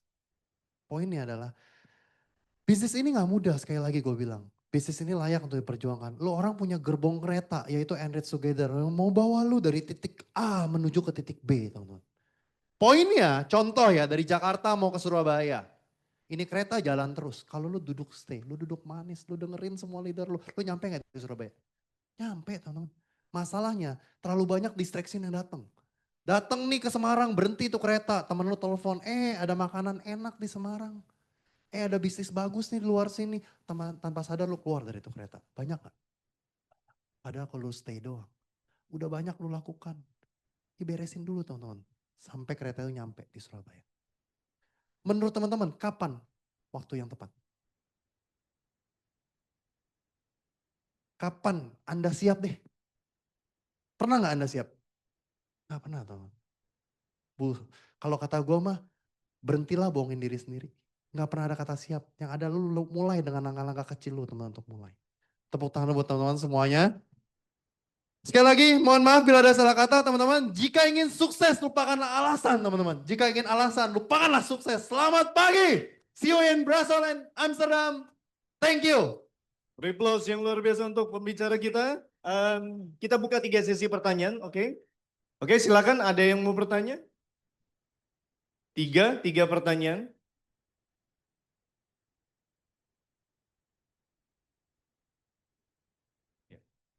Silakan, ayo kita punya pembicara yang luar biasa nih. Yang kalau nggak bertanya ya. Oke, mungkin saya buka dulu ya pertanyaannya. Dari saya. Boleh. Oke. Iya, teman yang sempit-sempit. Oke, mungkin saya bertanya dikit, ini kan background sebelumnya kan udah oke ya, kalau misalnya diterusin juga hasilnya juga pasti, maksudnya udah pasti lah ya, itu kan ilmu udah pasti, terus kerjaan juga udah pasti. Terus apa sih satu alasan yang buat Koko nih ngelihat bisnis ini tuh besar ya? Oke. Tepuk tangan dulu teman-teman. Di sini full time semua atau ada yang masih kerja? Full time semua. Ada yang masih kerja nggak? Part time. Wah, yuk kita doain cepat tobat ya teman-teman ya. Jadi gini, dulu gue kerja ya. Business development manager, gaji nggak kecil-kecil banget kok. 50 lah. 50 gross, gue take home pay mungkin di 40-an setelah potong pajak dan sebagainya teman-teman ya. Ganti mobil sudah 3 kali dari baru. Pertama Toyota Vios, kedua Outlander, ketiga Nissan X-Trail. Oh itu tahun 2017, 2018 teman-teman ya. Gue cuma poin ke lo orang satu. Kalau lu kerja sama orang, selama itu perusahaan bukan punya lu, atau perusahaan itu bukan punya saudara lu, sorry, lu tuh beban buat mereka. Itu yang terjadi. Loh, perusahaan emang nyarinya apa? Omset, betul nggak? Setelah omset sudah terkumpul, mereka akan kurangin semua dengan yang namanya cost. Gaji karyawan, bayar listrik, bayar IPKL lah, bayar biaya gedung lah, baru dapat yang namanya profit. Lucunya perusahaan, omset pengen naik tahun depan, betul nggak? Prudential juga pengen naik kok tahun depan. Datang COVID, omset stuck, profit mesti naik, minimal sama. Lah lucu, omset kagak naik, profitnya mau naik, apa yang ditekan teman? Cost, hitung-hitungan mulai terjadi, itu gua rasakan. Bonus, komisi, semua mulai hitung-hitungan. It's real teman-teman, gue tidak bisa salahkan yang namanya perusahaan yang nyari profit. Dan itu akan terjadi, makanya gue bilang kalau perusahaan itu bukan punya lu, atau bukan punya saudara lu, one day lo akan jadi cost buat mereka. Dan dia akan hitung-hitungan dengan lu, always. Wah komisi, lu teman-teman gue join 15 juta, gaji terakhir 50, berarti dia bisa gantiin gue dengan 3 orang baru, betul gak? Lah 3 orang baru bisa tenaganya ke kiri, ke kanan, gue tinggal duduk manis, omset datang saat ini. Perusahaan akan berpikir seperti itu terus teman-teman, itu yang terjadi. Ketika gue kenal kembali dengan bisnis ini 2018, gue jalanin ini 9 bulan waktu itu. 9 bulan di sini, di Desember 2018, gue part time itu masih. Tapi 80% aktivitas gue sudah Prudential. Di Desember 2018, income gue dari Prudential tuh sudah 23 juta per bulan. Nah, sudah setengahnya. Di situ gue berpikir teman-teman. Di situ gue berpikir bahwa, 8 tahun gue kerja di sana, di sini 9 bulan, setengahnya gue nyampe. Kebayang? Berarti ada eksponensial yang teman-teman bisa kejar di sini. Januari 2019, itu gue full time loh bro. Itu Desember 2018, Januari 2019, gue ngajuin resign. Porsche, gue di depan mobil Nissan X-Trail gue foto pakai iPad, gue tulis hari ini gue memutuskan full resign, mobil gue kembaliin. Jadi semoga menjawab. Oke, thank you, thank you. Cukup menjawab, cukup menjawab. Oke, ini ada titipan pertanyaan ya. Dalam membangun tim, ya, pakai sistem yang seperti apa sih untuk bangun tim? Pakai sistem yang seperti apa? Ya, atau punya trik atau apa gitu? Oke. Oke, tepuk tangan Kiat-kiat dulu. khusus dah, kiat-kiat khusus. Iya, tepuk tangan dulu teman-teman ya. Apa. Oke, kalau bangun tim sama teman-teman ya. Berarti kan yang namanya bangun tim, lo orang harus punya orang yang lo bangun, betul ya? Berarti lo orang PR pertamanya adalah how to recruitnya dulu. Nah, how to recruitnya gue masih purely tadi pakai cara yang tadi teman-teman ya. Natural market. Ya, thank you. Natural market lo mesti ajak, kasih kontes, agent mulai ngumpul, gue ajak ke sistem pelan-pelan. Ada yang on coaching, ada yang ini bisa dipakai sih. Ada yang coaching pelan-pelan, ada satu. Terus cuy ada yang gak mau ikut sistem, boleh gak? Ya boleh, ada yang namanya seleksi alam teman-teman. Ya, ada yang namanya seleksi alam. Cuman gue padain segini, si Gen Z, milenial gitu ya, sometimes lo minta list name keluar gak? Minta list nama keluar gak? Susah ya? Gue ngadain game sometimes gitu ya. Gamesnya sesimpel ini gue bilang. Gue minta 5 nama per hari lo kontak. Terus 1 minggu itu kan 7 hari. Gue minta 6 hari doang gue bilang. Berarti ada 1 hari libur. Kalau lu 6 hari achieve, di gue ya, gue kasih reward 100 ribu. Tapi kalau lu gagal 1 hari, lu denda ke gue 10 ribu. Berarti dia tidak boleh nggak kontak. Kalau dia ada kontak, dia udah mesti bayar 10 ribu, cepecengnya kagak dapet. Betul gak? Bikin grup WhatsApp, lu mesti punya body-badian supaya grupnya aktif. Lu sebagai leader harus ikutan. Tulis nama lu, hari ini lu kontak si A, si B, si C, tulis. Lu mau tulis 8 nama, 10 nama, boleh. Dia mau tulis cuma 5 nama, boleh nggak? Boleh, emang syarat cuma 5, terserah dia. Dia udah atur nih ada, boleh. 1 minggu kumpul, ketemu, ngumpulin semua yang ikutan. Cuy ada yang gak mau ikut, ya gak apa-apa. Satu grup rame-ramean boleh dengan leader-leader, ada yang kontesnya barengan, boleh. 1 minggu ngumpul, ketemu, duduk, tugas pertama lu adalah reward. Reward afirmasi orang-orang yang berhasil dapat, lo orang harus kasih rewardnya, dapat. Bayar ya. Setelah bayar berarti lu punya kalau 6 dikali 5 nama lu punya 30 nama, betul nggak? Biasa gue Excelin. Misalnya Senin, Selasa, Rabu, Kamis, Jumat gitu ya. Sabtu. Terus ini ada 5, 5, 5, 5, 5, 5. Nah, review ininya itu bisa one on one atau dengan pohonnya doang. Misal lu ajak si A rekrut si B sama si C, ya udah A, B, C lu barengin, boleh. Tapi kalau ada si A sama si B-nya pisah, sometimes gue nggak barengin. Pokoknya gue satu pohon ini gue barengin duduk. Terus ngobrol, teman-teman tuh cuma asal tunjuk loh. Jadi kontesnya gue stop dulu di situ tahun depan, minggu depannya gue nggak adain, gue akan review 30 nama ini dulu. Dari 30 gue akan salah sebut nih, misalkan, Selasa nih ada si B. Si B ini siapa? Gue bilang, oh ini teman gereja gue kok. Oh udah married belum? Oh belum. Terus saat ini dia kerjanya apa? Oh dia kerjanya bantu di gereja, sampai dia kerja pagi. Gue ketemu lu banyak ngobrol sih. Gue kan ajarin dia cara masuknya. Coba lu ngomongnya A, B, C, D, E ya. Terus lu galinya ke sini, masuknya dari sini. Coba lu bikin janji, masuknya dari sini. Itu yang gue lakukan. Dari sini gue akan pilih misalkan 5-7 nama untuk dia olah di minggu depan. Tapi sebelum gue ngomong itu, gue congratulations. Gue bilang, yang tadi gue bilang, di sini rasionya, leader semua sukses pun 1:10 gue bilang.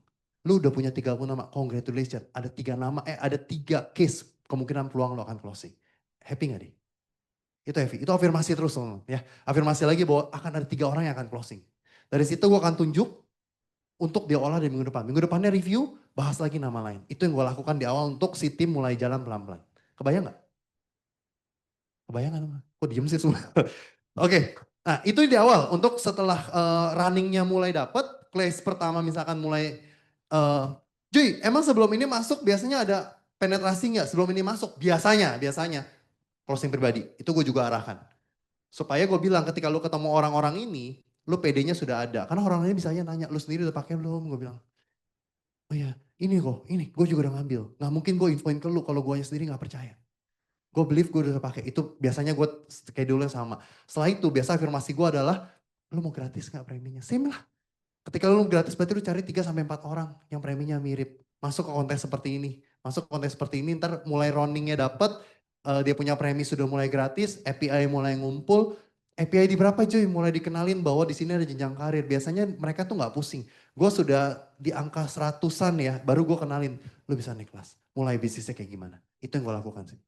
Dari situ mulai masuk, jadi jarang banget di awal, walaupun dalam rekrut ya, ada nggak jenjang karir? Ada, tapi lebih banyak. Sebenarnya yang gue bawa itu adalah, dia tahu gue mau bawa dia kemana. Bukan masalah, di sini ada jenjang karir, income 100 juta, 200 juta, nggak nyampe sih sometimes ke mereka. Yang mereka tahu adalah, lu mau kemana, gue harus ngapain saat ini. Gitu sih. Oke, thank you Ko. Ya.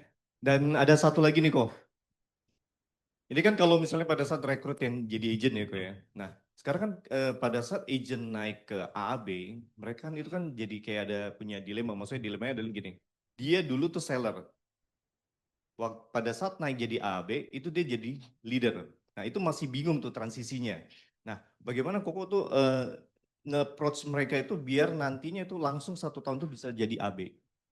Oke, tepuk tangan dulu teman-teman ya. Makanya kalau teman-teman tadi konsentrasi dari awal, aku bilang bahwa selling dengan rekrutnya aku jalanin paralel. Rekrutnya pun aku kasih kontes yang 2-3 50 ribu, 3-4 100 ribu, 5 orang 200 ribu. Itu aku sudah paksa dia untuk rekrut sebenarnya. Di situ ketika rekrut sudah ada, timnya sudah mulai ada, teman-teman paling enak itu sebenarnya ngipas dari bawah, betul gak sih? Lu ngerekrut si A-nya setengah jalan nih, si B-nya ternyata kenceng, lu tinggal kipas aja, si B udah mau naik loh, hati-hati, itu ketinggalan. Itu biasa bisa lari sendiri otomatis. Jadi sebenarnya ngedidiknya itu dari awal, rekrut dengan selling itu gue barengin. Ya, tapi kan memang secara kapasitas leadernya belum ada, makanya meeting unitnya semua gue barengin. Supaya dari situ sometimes gue juga kasih dia untuk mulai panggung ada untuk mulai ngomong, kadang mulai ngajar, di situ mulai ngebentuk. Memang kalau lu nanya gue, kok tapi pas di AAB setengah jadi sebagainya, betul. Kadang AAB masih gue bantu handle kok. Masih kumpul unitnya pun bareng sama gue. Meeting Meetingnya unitnya masih bareng ya? Iya, meeting unitnya masih gue barengin sometimes. Karena AAB sekarang beda dengan dulu ya. Sekarang kan let's say lu closing case big case aja udah bisa jadi AAB dan menurut gue kadang belum siap. Belum major Jadi banget ya? iya, belum make sure banget ya udah tempelin aja gak ada masalah kok. Oke, jadi masih dipepetin terus ya? Iya. Oke. Oke teman-teman ada pertanyaan lagi silakan ayo. Ya silakan. Tadi kan lihat bicara tentang rekrut kuantitas ya berarti ya? Ya, quantity. Nah, quantity ya berarti. Quantity, nah tadi kan ada bicara tentang kolam hitam, kolam putih ya? Ya, kolam hitam menuju merah, kolam merah. Iya. Ya. Itu bagaimana membedakannya dan apakah yang di kolam pertama itu bisa jadi bagus? Oke. Caranya gimana? Oke, thank you. Tepuk tangan dulu, teman-teman. Cara bedainnya sebenarnya gampang sih. Jadi ada orang yang ikut memang karena nggak enak. Nah, biasa kalau yang nggak enak ini kan kita ngomong, kenapa lu dikenalin gimana? Ini temanku maksa buat join dong, ya udah, itu menurut gue hitam. Ya, tapi ketika gue nanya, sebenarnya kan di bisnis ini gue punya aturan dua sebenarnya paling simpel. Yang pertama adalah itu nyaman sama gue bilang. Ketika lu mau jalanin bisnis ini, lu seberapa? Karena gini, percuma kalau nggak nyaman sama gue chat lu nggak balas gue. Gitu ya, sedangkan gue butuh afirmasi dari lu atau butuh pergerakan dari lu bahwa kita komunitasnya sih dua arah gitu ya. Satu, yang kedua mau berubah hidup. Ini menurut gue poin. Jadi gue akan nanya ke dia, lu mau ngapain di sini? Apa yang lu cari dari sini? Dan gue akan bisa bantunya seperti apa kurang lebih. Jadi dari situ gue akan tahu jawaban yang menurut dia arahnya di mana. Pertanyaan, teman-teman. Ketika gue join bisnisnya 2018, menurut gue sama kayak teman-teman semua. Gue diajak sama Celi ketemu sama Pak Wisri. Ketemu di pesanggerahan Starbucks, Pak Wisri pertanyaan pertama kali ke gue cuman gini, 5 tahun dari sekarang, ini pertanyaan boleh dipakai sih. 5 tahun dari sekarang, lu mau ngapain? Atau lu ada di mana? Dan waktu itu gue cuma jawab gini, oh gak tahu kok, let it flow aja gue bilang. Dan Pak Wisri cuma jawab gini, oh jangan let it flow, dia bilang. Kalau let it flow itu cuma sampah sama ikan mati. Di sungai itu jalan begitu aja. Di titik itu gue merasa bahwa ternyata lu harus tahu lu mau kemana dulu. Jadi lemparnya pertanyaan tadi, 5 tahun dari sekarang atau 2 tahun dari sekarang atau setahun dari sekarang lu mau ngapain? Dari situ lu akan tahu jawabannya seperti apa. Dari situ lu akan tahu nih orang udah siap untuk berubah atau tidak, atau nih orang masih perlu di mindsetnya. Dari situ lu akan bisa, kalau ditanya, ada gak yang salah, ntar hitam salah merah, ya bisa aja. Cuma kan dari experience lama-lama kita makin kebiasa kan. Oh nih orang udah siap nih orang belum, oh nih orang bisa mau. Terus pertanyaan-pertanyaan gitu. Jadi semi coaching ya jatuhnya, yang lempar, tahu nih orang posisinya di mana, mau berubah gak, lihat dari aktivitas kita kasih tugas. Beda loh, tugas 100 nama, ya kok ntar dulu segala, kok udah siap besok udah kasih lu 100 namanya. Kan beda, berarti orangnya pengen berubah kan. Berarti dari situ pun kita akan ada aktivitas yang kita bisa tahu nih orang mau ke arah mana. Nah terus udah tadi itu dong ya, apa lagi?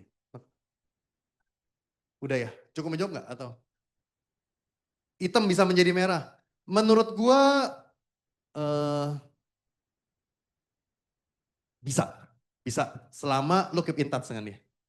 Karena momentum orang beda-beda. Ketika momentumnya dapat, mau orang jelek pun bisa jadi bagus, orang bagus pun bisa jadi jelek kalau momentumnya belum ada. Jadi si orang-orang kolam hitam ini, lu nggak tahu momentumnya dia kapan keluar menurut gua. Lu mau rekrut orang bagus, nyaman banget di kantornya, menurut dia disayang banget sama bosnya, 1 minggu berantem sama bosnya, bisa nggak? Bisa. Jadi momentum itu lu perlu nunggu. Jadi si kolam hitam ini sometimes bisa aja ada momentum yang dobrak dia. Kalau lu keep in touch dengan dia dan lu dapat momentum yang menurut gue kita bisa dapat. Ada poin-poin yang kadang gue merasa gini loh. Wah kayaknya kemarin gak jalan karena momentum rekrut gue ke dia itu gak tepat. Kalau gue tepat misalkan pas dia resign langsung gue datang untuk kenalin diri. Mungkin dia bisa lebih jalan. Nah itu menurut gue bisa. Semoga menjawab. Thank you. Oke, thank you. Oke, teman-teman, sudah 3 pertanyaan ya. Jadi kita kiri dan kita panggil Bapak Acong. Silakan Pak Acong. Teman-teman, bangkit berdiri teman-teman.